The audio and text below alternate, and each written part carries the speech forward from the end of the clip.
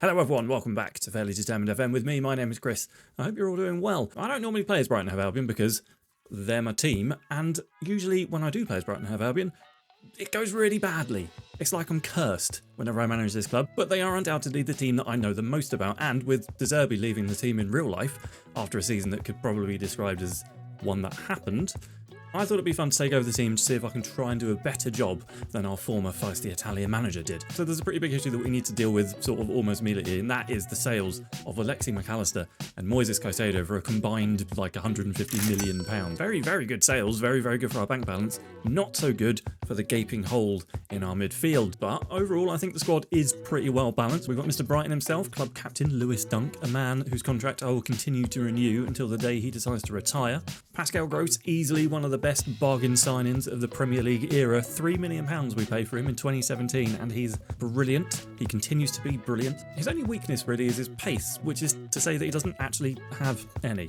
But I am going to be pairing him up with some of the youngsters that we got coming through, so he's going to be sort of forming quite a big part of the midfield. Then we've got Solly March and Karim Matoma, both skillful wide men. It's no coincidence that in real life our form dipped terribly when both of those two picked up long-term injuries. We've also got Danny Welbeck, Adam Lallana and James Milner that provide sort of, a lot of experience amongst the three of them, but I don't actually know if I'm going to be using them that much because it's the youngsters in the squad that I'm more excited about. So we've got Evan Ferguson, who's a 19-year-old striker, Carlos Baliba, a 19-year-old defensive midfielder, Valentin Barco, 18-year-old left-back/winger, Julio Enciso, a 19-year-old who can play across the attacking line, Jack Hinchelwood, an 18-year-old who can play in defence and midfield, and of course, club record signing João Pedro. He is a real nuisance, he makes lots of good runs, and he can finish. So that's the squad that's going to try and achieve the board's aim of finishing mid-table, getting out of the Europa League group stages, being alright in the cups, and finishing above Crystal Palace. That's probably the biggest one. So I've decided to use this Kieran McKenna style system that I've nabbed from View from the Touchline. The link is in the description. I like it because it makes the most out of Purvis Estupiñán's versatility and work rate in that complete wing-back role on the left. So he's going to be getting way up the pitch. Matoma's going to be drifting around, given license to do that. Ferguson will be leading the line. Solly March is going to stay out wide to try and stretch the defence on the other side. We're going to play out from the back, but unlike De Zerbi's Brighton, we're not going to try and invite the press by using shorter passing at a lower tempo. Instead, we're leaving the passing on balance and using a bit of a slightly higher tempo so we can progress the ball further up the pitch quicker if that opportunity presents itself. I think we're probably going to give up a bit of possession, but I'm okay with that as long as it results in goals. There isn't too much transfer business to be done. I did want to try and bring in some midfield replacements, but all the options were kind of pricey. So instead, we bring in another youngster. Eric Martel joins us from Colne. He can play in the midfield, like defensive midfield, and in defence. Arnel Martinez comes in at right back as well. It's another position we needed covering. We've only really got Joel Veltman and Tarek Lamptey as sort of like recognised first team right backs. We're given a pretty kind start to the season as well. Home games against Sheffield United and Luton. We don't play any of the traditional big six until October, which gives us a good chance to rack up some points early on. But we start the season at home to Bournemouth, which is a bit of a South Coast bragging rights game. Goals from Solly March, Pascal Gross, Matoma and Julio Enciso wrap up a comfortable win. The next game against Villa doesn't go quite so well. Villa dominate and take the lead early. Then in the second half they pass right through our defence to further their lead. It ends 2-0 and we don't have a single shot on target. But we're back to winning ways with a 3-0 win against Sheffield United. Solly March scores the best goal of the game with this solo run and then a screamer from distance. It's a goal of the season contender, that one, definitely. So 2 wins out of 3 sees us end August in 6th place. If we could stay in 6th place for the rest of the season, that'd be pretty good. I'd be happy with that. It's also our first season in the Europa League and the draw is upon us. Now, I've sped this up in the edit and it's on 3 times speed in the game and it's still very, very slow. But we do eventually get drawn in Group A alongside Ajax, Braga and Ricau. I think that's how you say it. Ricau. In September, the wins keep coming. A 2-0 away victory against Nottingham Forest is followed by a more difficult than I would have liked 2-1 win at home against Luton. Well, our first Europa League game is upon us and we travel to Amsterdam to face Ajax. Solly March puts us ahead early on and Pascal Gross extends the lead a few minutes later. Unbelievable, we're 2-0 up against Ajax. For a bit. Schubert Akpom gets one back and then Van den Boomen equalises just before half-time. Incredibly, Bergwijs then takes the lead for Ajax in the 3rd minute of added on time. We have crumbled a little bit. Pascal Gross levels the game up in the second half with this effort that goes in off the crossbar. 3-3 away at Ajax. I'll take that.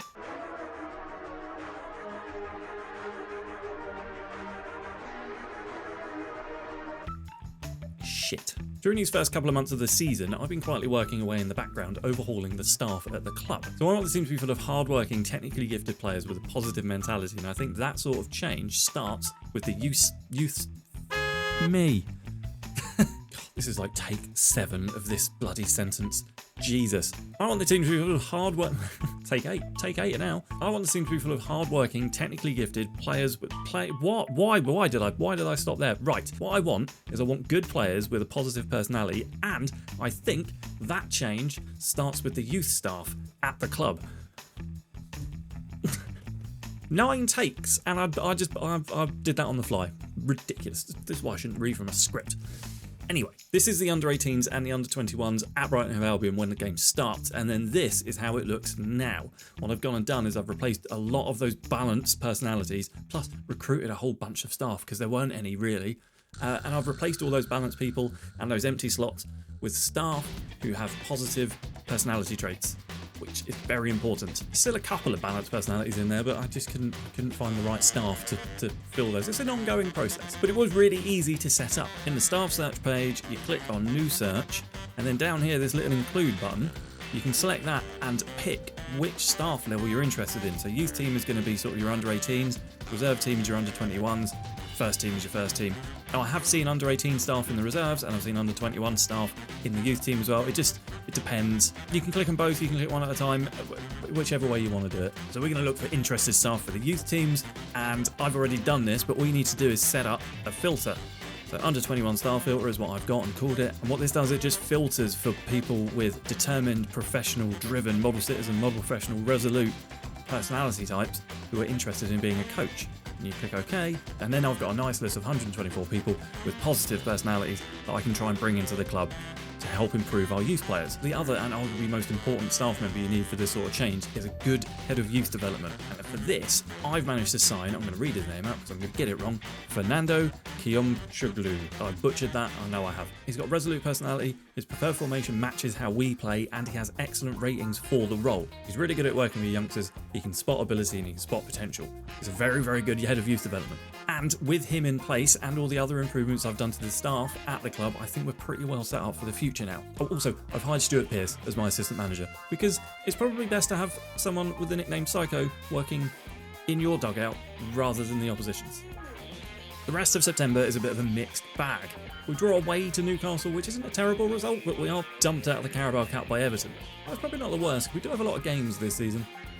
We finished the month with a big win against Burnley. Just take a look at that XG. Look at it. And Ciso, Fatty and Ferguson make up the 3 best youngsters for September, and I pick up the Manager of the Month award.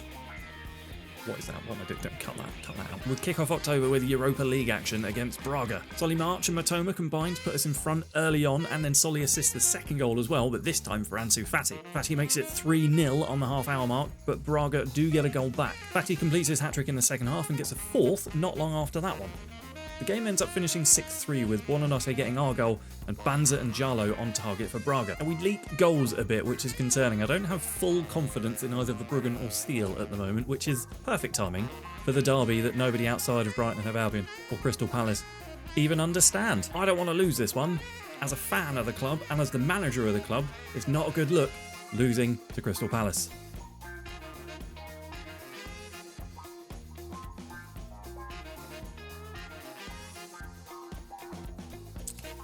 Moving on, so as if being embarrassed by our hated rivals isn't enough, the injuries are also starting to pile up as well. Patient to hospital.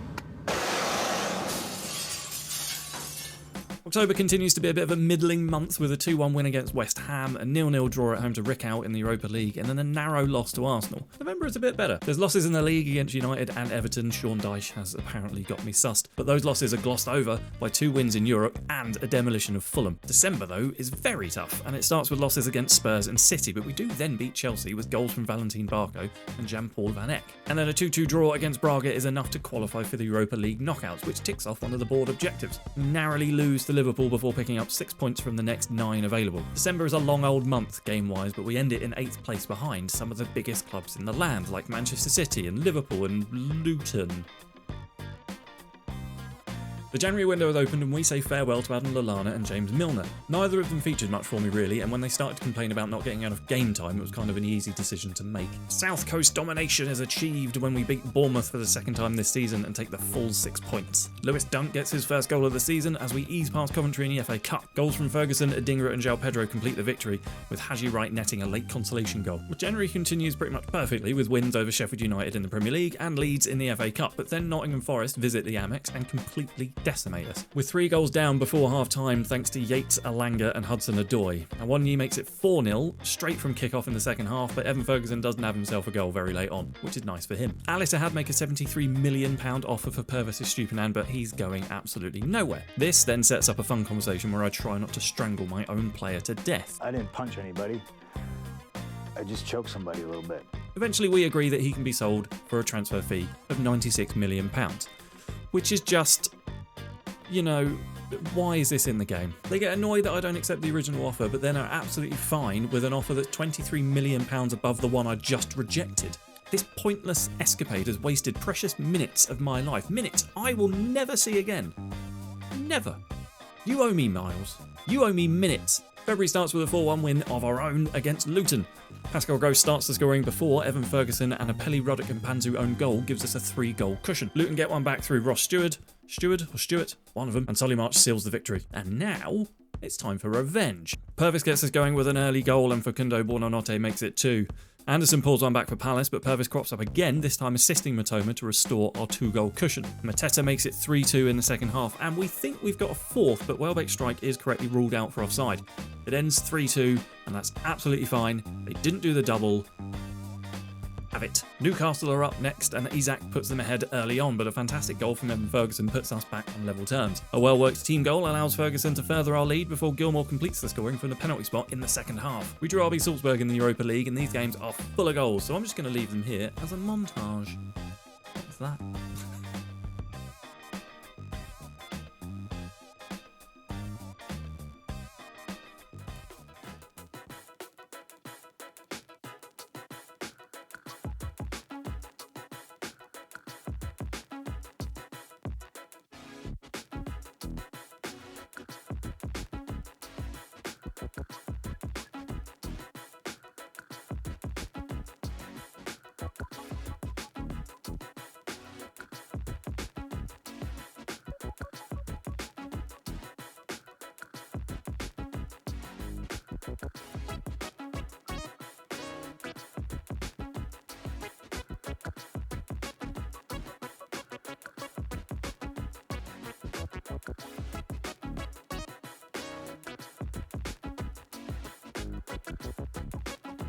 We're through in the end with a 7-6 aggregate scoreline, which is just nuts. The other 2 games in February see us draw 1-1 with Burnley in the league and smash Preston 4-0 in the FA Cup 5th round. Our first game in March welcomes Roberto De Zerbi back to the Amex as the manager of West Ham. Naturally, it feels like we're going to get embarrassed by our former manager, but it turns out to be the exact opposite, with goals from João Pedro, Solly March, Jakob Moda and Evan Ferguson giving us a 4-goal win. Back in the Europa League and we've drawn Portuguese giant Sporting. The first leg is a very good 3-0 win. Pascal Gross fires in from distance for the first before João Pedro makes it 2.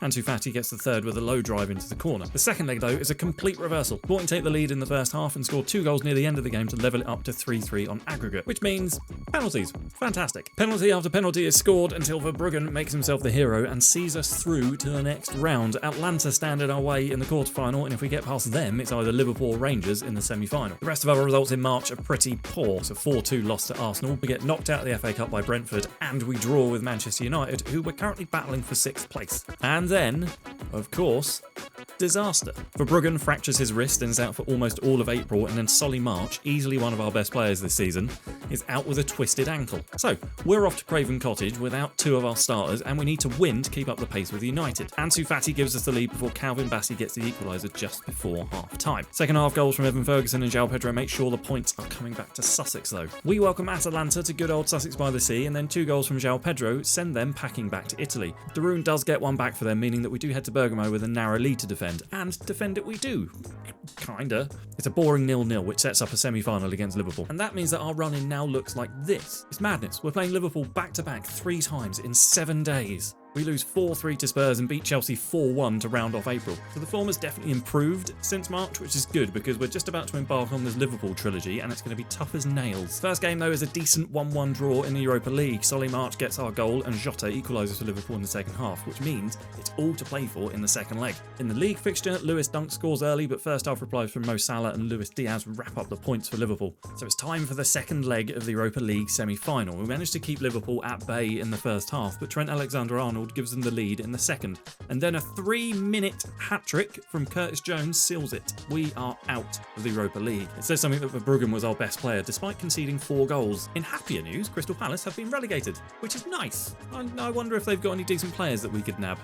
There's only 2 games left of the season. First up is Brentford. They beat us 2-0, which sets up a 3-way battle for 6th place on the final day between us, Brentford, and Manchester United. We're all on 61 points, so literally anyone out of those 3 teams could finish in 6th. It's kind of what a 3-way battle means. It's not a classic game from us by any stretch. Goals from Mateus Cunha and Tommy Doyle put Wolves 2 goals up before Pedro scores a late goal from the spot for us. We really needed to turn up here, but we didn't. Luckily for us, neither did United, who lost 2-1 to Chelsea, nor Brentford, who lost 3-0 to West Ham. So 3 teams finished the season on 61 points, but it's goal difference that sees us finish in 6th place, qualifying for the Europa Conference League, which I think we could actually go on and win. Arsenal finished the season as champions, and at the other end of the table, Burnley, Palace and Sheffield United have been relegated. Everton and Forest, both starting the season with points deductions, have survived comfortably, and Luton finished in 13th. What an incredible season. João Pedro ends up being the 3rd top scorer in the league, so what a season he's had. It's a bit of a slow start, but once he got going, oh boy, he got going. What about the rest of the squad? Well, Eric Martel didn't really work out as planned. He rarely featured, and when he did, he didn't really take the chance. So I think we're going to be looking for some more defensive midfield players, possibly some ready-made signings,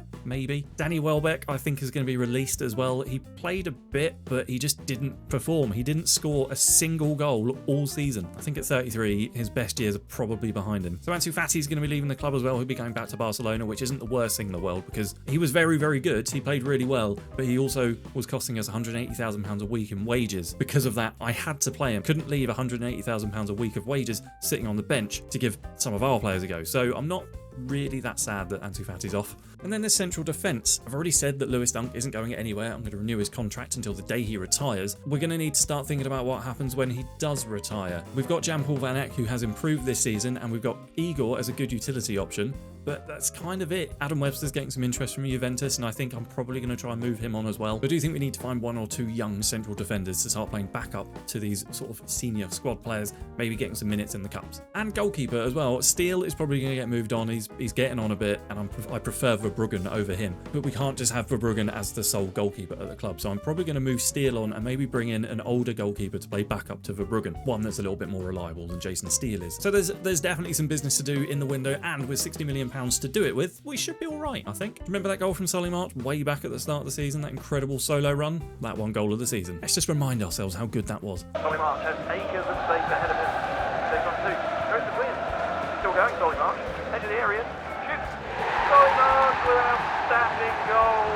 Oh, look at that. Beautiful. Beautiful goal. It was a good season overall, and we did do better than Roberto De Zerbi did in real life. So in real life, De Zerbi's Brighton finished in 11th. We finished in 6th. We scored 82 goals to his 55. Conceded about the same, 62 versus 60. But we did, as I thought we would, we did give up possession. We averaged 49%, whereas Roberto De Zerbi's Brighton averaged 59%. But I'm happy with it. I'm happy with the system. I'm happy with the players. I'm happy with how the season has turned out. We finished 6th, which is really good. We've got a lot of money to spend, players to bring through.